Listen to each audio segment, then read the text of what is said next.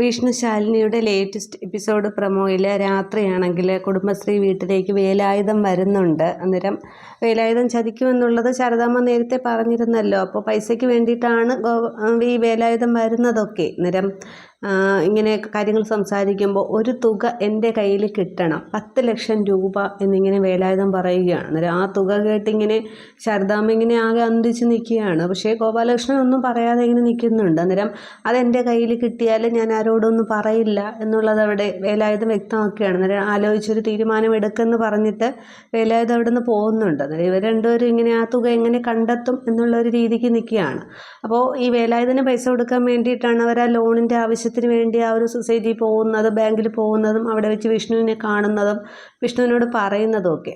പിന്നീടുള്ള സീനി കാണിക്കുന്നത് വിഷ്ണു ആണെങ്കിൽ റോഡിലൂടെ ഇങ്ങനെ ബൈക്ക് ഓടിച്ചു പോകുമ്പോൾ രണ്ടുപേരിങ്ങനെ വിഷ്ണുവിനെ ഫോളോ ചെയ്യുന്നുണ്ട്.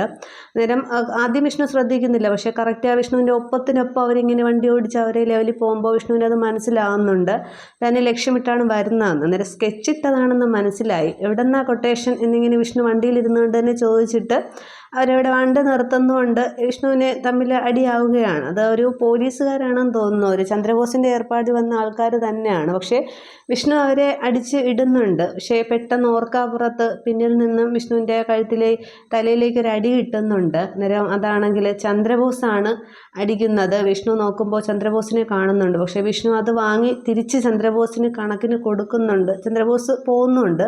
പക്ഷേ വിഷ്ണുവിന് പിന്നീട് നിൽക്കാൻ വയ്യാതെ ഇങ്ങനെ തലയിറങ്ങി കറങ്ങി വിഷ്ണു ഇങ്ങനെ നിൽക്കുകയാണ്. വീഴുന്നതായിട്ട് കാണിക്കുന്നില്ല. ഇത്രയുമാണ് ആ ഒരു പ്രൊമോ സീനിൽ കാണിക്കുന്നത്. അപ്പോൾ വിഷ്ണു അവിടെ നിന്ന് എങ്ങനെ രക്ഷപ്പെടുമെന്നുള്ളതാണ്. രക്ഷപ്പെടും.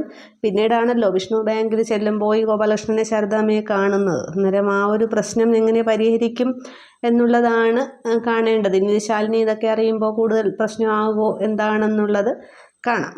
Okay, thank you.